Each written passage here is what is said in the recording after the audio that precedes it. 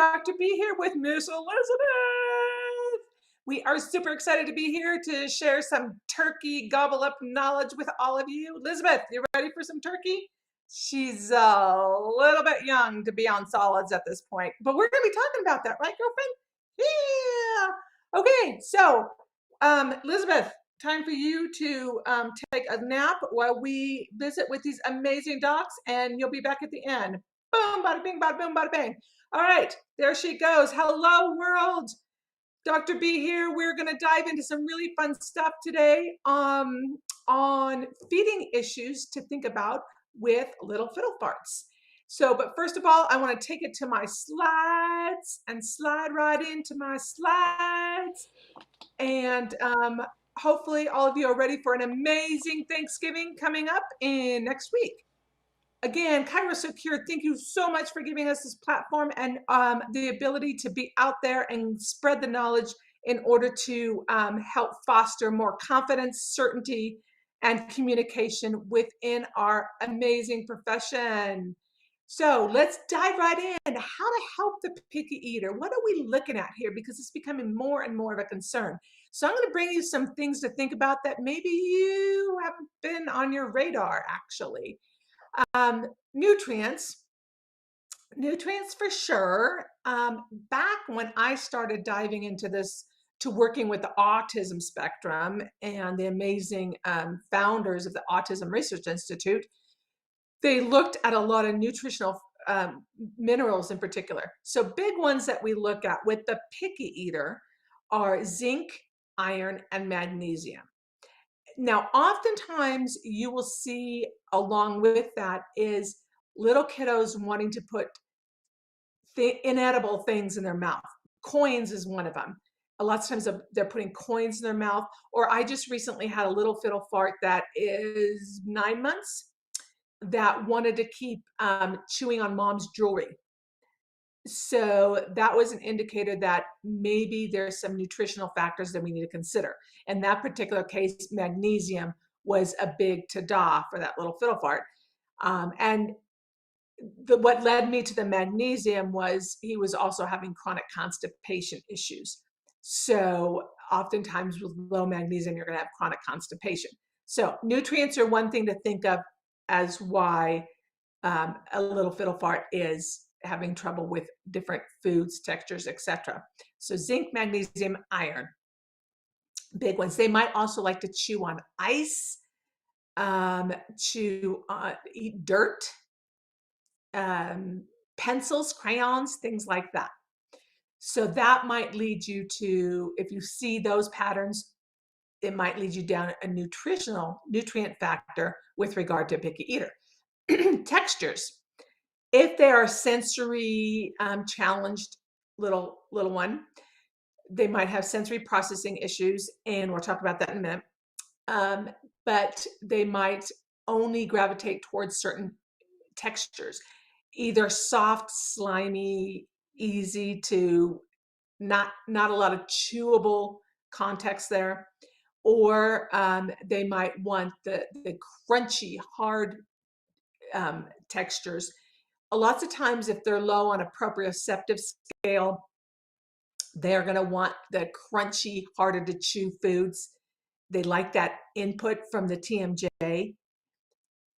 Likewise, if they have a lower tone, they run out of energy because they don't have a lot of tone, too much energy to work the TMJs. They might gear towards the softer, slimier foods that they don't have to chew a lot. So that's an indicator there too. Now, when we talk to our about our SPD world, that's going to tie into the next little factor I want you to think about is environment. So oral motor challenges because of sensory processing disruption can be a challenge with your picky eaters, as can be the environment in general. Is the environment they're eating in too light, too bright, too noisy, and they are in a sensory crap storm in their head? shifting into a sympathetic dominant state, because this is a scary environment for their brain. So they're going to shift into sympathetic dominance. As soon as you do that, digestion shuts down, right? We can't be in a rest and digest state when we're running from a tiger, when our sensory environment is too overloaded. So we need to take those things into context. Maybe we have to have the lights off, especially if they're fluorescent lighting, and try to go to a natural lighting. Maybe they need alternative seating in order to help upregulate vestibular and proprioceptive tone. So sitting on a physio ball or a wobble disc or something like that can help them feed that input into their brain, calm the storm in their brain, and now they can be in a more of a rest and digest sensory modulation mode. So these are things to look at. Is there sometimes, and everybody's got a different sensory paradigm in their brain, what feels right to them, which can be a little challenging if you've got multiple kiddos in a family that like different sensory input. Sometimes having Mozart classical music in the background is calming. So you don't want a lot of noisy, ruckusy things. A lot of times kitchens can be very echoey and clingy and clanging, and lots of pots and pans, or if you're in a restaurant, it's too much for them. So you might have to consider altering the auditory environment. So think about that. Presentation, the presentation of the food, which actually dovetails in to your sensory kiddos. They actually did a cool study where they took a salad. They took all the workings of a salad, lettuce, tomatoes, cucumbers, everything. And they had it in 3 different profiles, visual profiles. They put it in a bowl like a regular salad. They put it on a plate, plated as a salad. And then they also put it on a plate in that was designed as a picture. Okay, so same ingredients, exact same salad, 3 different visual presentations. And individuals said the one that was plated and looked like a picture tasted better, was more palatable, and they were more inclined to eat it. So visual presentation can be a whole lot of the picture, so to speak. So these are things to consider when we're looking at how to get the picky eater to try and eat. Maybe let them make a picture of the ingredients. Let them touch the textures that feel that are amenable to their sensory brain, so that they feel more familiar and safe and calm and are more willing to try something. Okay. Now we're going to dovetail all of this into what I'm saying, tethers, ties, and torsion. Yes, the big kid on the block has been tethered, oral restrictions, tongue ties, and we'll look at that and tie that in the context of subluxation patterns. But craniofacial growth is being seen to be a maladaptive issue with tongue tie. So if we have altered craniofacial growth, it can alter, obviously, the tongue tie itself can alter tongue function, but it's the craniofacial distortion that can be an issue associated with airway issues, TMJ issues, harder time chewing, swallowing, etc. So something to think about. And postural distortion or postural control is also in the cutting edge literature with regard to tongue tie. Yes, postural control is an issue that we're considering. And if you want to get the lips, you got to get the hips.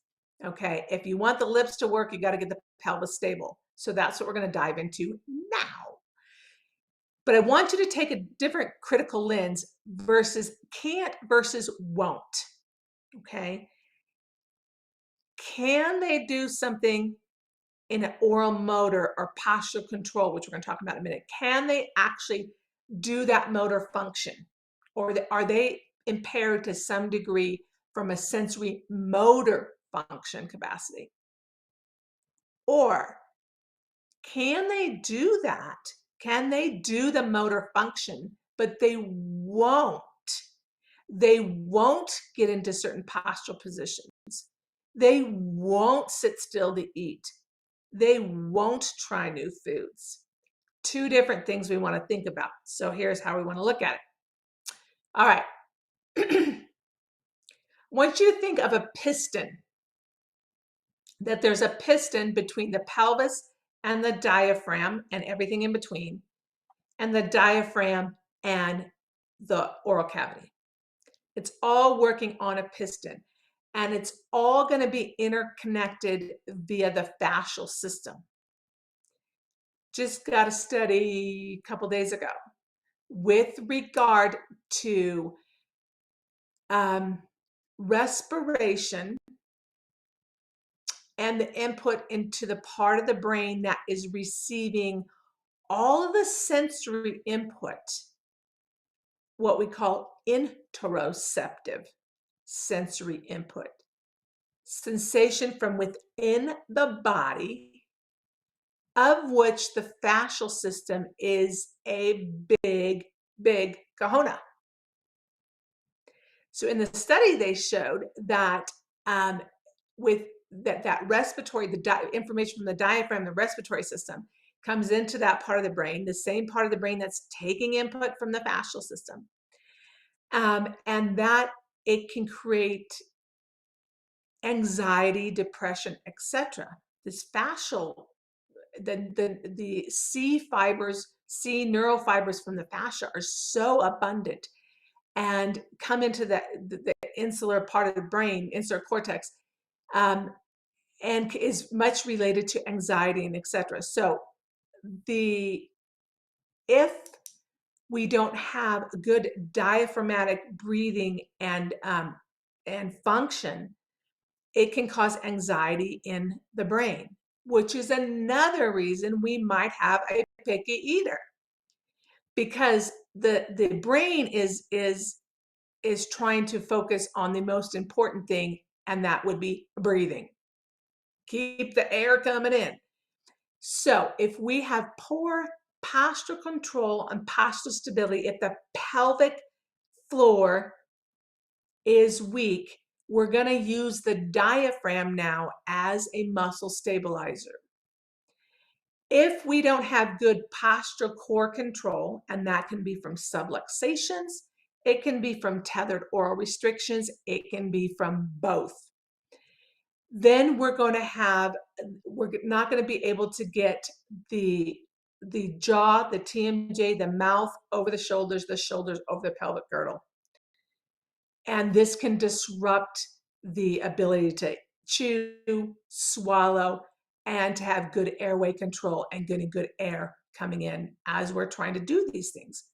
So that little fiddle fart might present as, you can have two scenarios. Scenario one, poor posture control, poor core control. The cervical spine can't get over the pelvis. You can't get good jaw control. So you're overtly seeing these maladaptive motor patterns, and that may lend itself to why the little fiddle fart is not having the ability to chew, swallow, suck, etc. Or they might have that ability. However, there's this tethering, this constant tethering between the diaphragm and the pelvic floor. You'll see here where the psoas muscle, the iliopsoas, the psoas fascia, dives into the fascia of the diaphragm. And then coming from top down, you're going to have the fascial of the floor of the mouth. Fascia is going to dovetail down and from top down into the diaphragm. So if you have this tethering and torsion and this firing stress on the fascial system, which is causing stress in the brain, so to speak, and anxiety, you may have an individual that can get into the postural patterns, but because of this anxiety and not ability to digest their food, they present as a picky eater as well. So you've got to look if I can't or I won't do it. Again, for us as chiropractors, a key area of the spine is going to be the thoracolumbar junction here. And depending on who you refer to, that thoracolumbar junction can be is said to span anywhere from T9 down to L2. Big span there. But it can include the 12th rib, the diaphragm, the psoas, the latissimus, the quadratus lumborum, and that fascia of that whole thoracolumbar junction. So we need to make sure that's cleared out. No subluxations in that entire region. Allows that little fiddle fart to have better core posture control. Once they have core posture control, they can let the diaphragm do its job of breathing and getting air in when I'm in that position. And then we can have the cervical spine meeting the shoulders over the pelvis, have an open airway. Okay, so a lot to think about there, but I want you to start looking at these little fiddle farts. Do they have good posture control at 6-8 months? Can they sit and hold themselves up and pivot off their axis for good control? Then and only then may they be ready to go to solids and be able to chew, swallow, and have good airway function control and good pelvic control at the same time.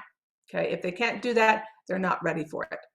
So some things that we want to look at to foster in your older kiddo, again, sitting them maybe on a versa disc, a vestibular disc, but making sure that their feet are touching the floor, or stack books up or something so that their feet are touching the floor so they have good posture control, and in hopes of being able to modulate that sensory experience and the airway. So they're not afraid to chew and swallow, and they have the good proper dynamics to do so. Maybe they need a fidget toy. I've got one somewhere around here. Any kind of fidget toys while they're eating to help calm the storm in their brain, get them in a calm, relaxed state so that they're more inclined to eat. And with turkey season coming right around the bend, there's going to be a lot of chaos in the kitchens, chaos with a lot of family around and etc. These kiddos can have a sensory meltdown. So providing alternative ways, environments for them to be in, especially while they're eating, can be a big win there. So hopefully that this information gives you some food for thought, things to chew on. We're going to dive into this a little bit more in the coming segments. And until then, I want to wish you all an incredible Thanksgiving. So much to be thankful for.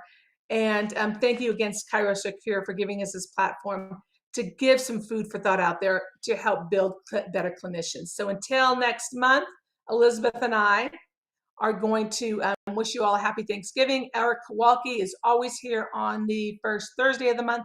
We'll be back on the third Thursday, which is going to be, gotta check the date, but it's going to be close before Christmas time. But wishing you all an incredible Thanksgiving. Again, ChiroSecure, you're awesome, and we'll see you next month.